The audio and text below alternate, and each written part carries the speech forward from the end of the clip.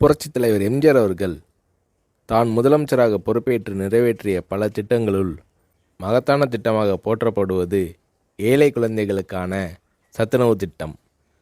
எம்ஜிஆர் அவர்கள் தன் இளமை காலத்தில் வறுமையின் கொடுமையை அறிந்திருந்தார்.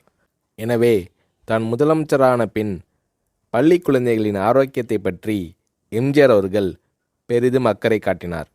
பள்ளிகளில் படிக்கும் ஏழை குழந்தைகள் பலர் சத்தான உணவு இன்றி மெலிந்தும் நோய்வாய்ப்பட்டும் இருப்பதைக் கண்டு மனம் வருந்தினார் எம்ஜிஆர்.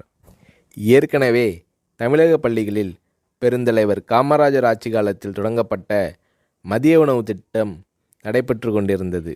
எம்ஜிஆர் அத்திட்டத்தை 1/7/1982 அன்று சத்துணவு திட்டம் என்ற பெயரில் பயனுள்ள திட்டமாக மாற்றினார்.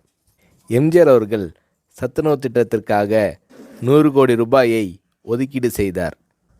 முட்டை, காய்கறிகள் அதிகம் கலந்த சத்துள்ள உணவு 5 முதல் 14 வயது வரை உள்ள குழந்தைகளுக்கு வழங்கப்பட வேண்டும் என்பதே சத்துணவு திட்டத்தின் குறிக்கோளாகும்.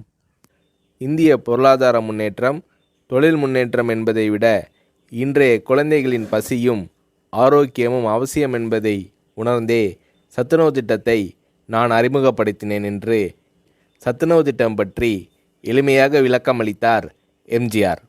எம்ஜிஆர் அவர்கள் அறிமுகம் செய்த சத்துணவு திட்டத்தை உலகமே வியந்து பாராட்டியது. மேலை நாட்டு தலைவர்கள் மற்றும் மக்கள் தொண்டு அமைப்புகளும் இத்திட்டத்தால் ஈர்க்கப்பட்டனர். ஏழை குழந்தைகளின் ஆரோக்கியத்தை பற்றி அக்கறை கொண்ட தலைவர் தமிழக முதல்வர் எம்ஜிஆர் தான் என்று மேலை நாடுகள் எல்லாம் எம்ஜிஆர் அவர்களை போற்றி பாராட்டின.